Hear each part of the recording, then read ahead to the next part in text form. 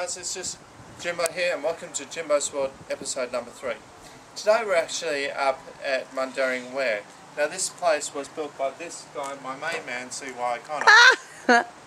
Now C.Y. O'Connor is now widely regarded as Australia's most smartest engineer. As he came up with a lot of things like the Fremantle Port, and of course what's behind us is the Mundaring Weir. Now this is a very important part of Perth because what we see behind us, and we'll get shots of this in a little bit later, is the Mundaring Weir, which is a vital part of providing water for people in Perth as well as Kalgoorlie. And from the weir is the world's largest pipeline that goes for about 1,500 kilometres to Kalgoorlie. Now, before this weir was built in from 1898 to 1903, and the subsequent pipeline was built at the same time, starting in Kalgoorlie and then coming through to Perth. All the engineers at the time thought that C.Y. O'Connor was mad, absolutely stupid for building this pipeline, and it would never work because and basically they were all wrong. But C.Y. O'Connor kind of was the person that when he built the place and got the pipeline started, he actually committed suicide a couple of days later after this place was being built, which is a really sad side of the story. But the saying goes, as he went down to Port Beach, which he was committed suicide, when he blew his head off was when the first trickles of water were coming through in Kalgoorlie. The whole thing worked. And it's still today regarded as one of the... Hey guys, I just found an interesting plaque on the statue. It's from the International Historic Engineering Landmark Goldfields water supply. The Goldfields water supply had the world's longest freshwater pipeline when built. The first to be fabricated from steel. It was designed and constructed by West Australian Public Works Department in 1895 to 1903 and consisted of the Mundaring Weir on the Helena River, 8 steam-powered pumping stations and 566 kilometre pipeline to Kalgoorlie. The PWD engineer-in-chief was Charles Y. O'Connor, and the scheme's engineer in charge was Thomas C. Hudson. Now, C.Y. O'Connor wasn't a native to Australia. He was actually born in the United States. During the 1930s, the pipeline itself was raised above ground and continuously welded conduit underneath the direction of the district engineer Norman Fernie, presented by the Water Corporation of Western Australia and by the American Society of Civil Engineers and the Institution of Engineers Australia, October 20, 2009. Now this was over 106 years old when that statue was built. One of the other marvels about the Mundaring Weir is the escarpment. Now this is actually in the Darling Ranges of Perth, which is located to the east. I might have pointed out that in my first video, but just look at this. Imagine waking up to this every morning. It would be absolutely spectacular. Yeah, it's just a magnificent spot. It is quite popular usually when the dam is overflowing. This is Perth's version of the Perth version of the Ivanhoe Dam in Brisbane, the Snowy River scheme in New South Wales, and I can't think of any other dams, but this is really a spectacular dam when it flows over. Unfortunately, because we've had some rain, we've got the dams not as empty as some, sometimes could, be, but at the moment, because we've had a couple of days of, when we're taping this, a couple of days of dry weather, it's not as its fullest, but we've got a week full of rain next week, so I should have come up next week, but you can't do much about that. I mean, if you take an aerial shot of Mundaring Weir, if you can look it up, Google it. It's actually one of the biggest dam areas in Australia, equivalent to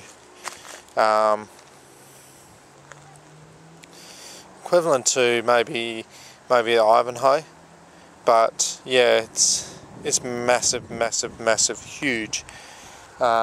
If you just go to Google Maps, look up Mundaring Weir, it should take you there.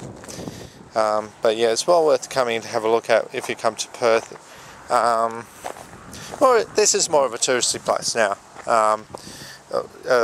more than, you know, a place that people come and have a look at. But it's definitely worth having a look at. Full of history. What are you looking at, Bubs? What were you? Nothing. Emma's just a little bit shy, camera shy at the moment. Not talking. Just camera shy.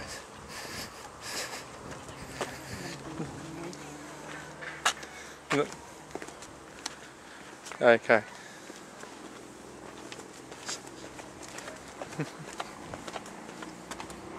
What's wrong? I said I don't want to be on the field. Okay. Okay guys, we're on the dam wall now. Now I'm just going to hopefully tilt this camera around and I'll just give you a bit of a view of the actual dam. Now if you can see, we're coming across the dam wall now. Now off that way is the actual entry to the Avon River, down Helena River, which basically now acts as the as basically a dam. Acts as a dam. It's just when this place is we'll just go up to the across the we're actually just on the. These sorts of activities are not allowed in the Weir for water quality reasons. No. Now, if you can see the stairs going down. Now, if we can aim the camera a little bit up, you might be able to see the railways as well. But I think that might be too badly.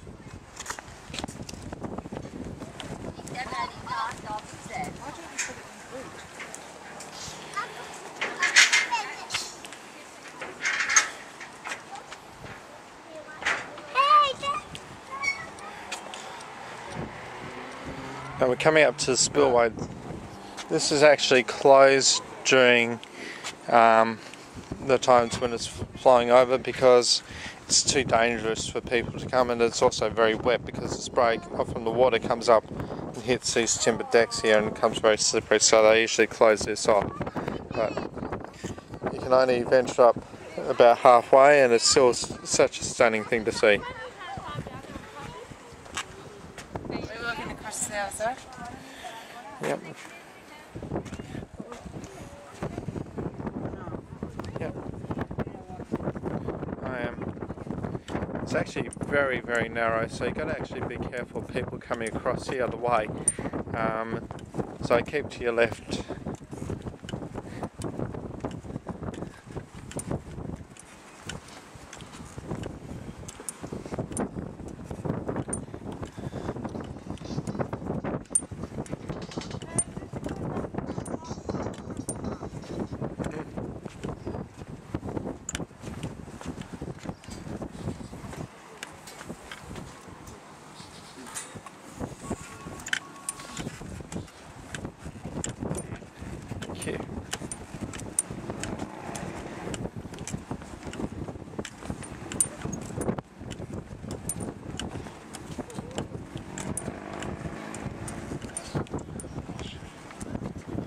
Now look at that, it's more of this escarpment.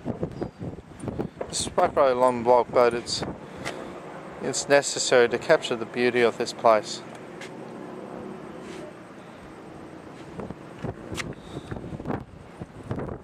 This is tasty.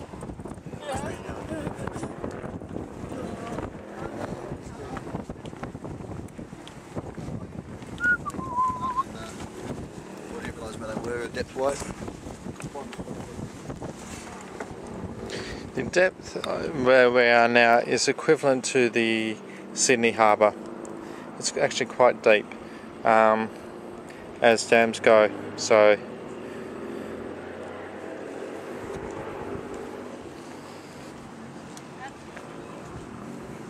we're coming over across to the other side, and if you look down, it's just stunning. In sunset you can see the sun actually shine off the rocks, and it comes up with this beautiful golden brownie and golden colours. Absolutely stunning. Most of Perth, some of Perth's artists have come up here and do it. In fact, you must probably find that over time most of Perth's artists have done some kind of rock painting from up.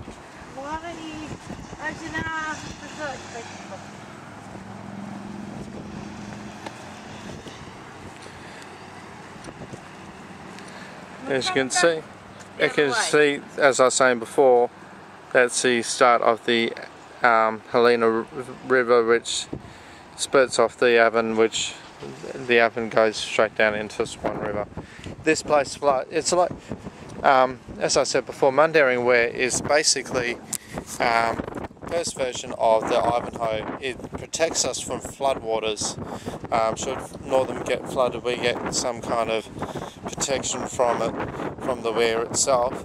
But naturally, when there's too much water pressure, they've got to release it. So that comes down, it goes down to spillways and into Swan River.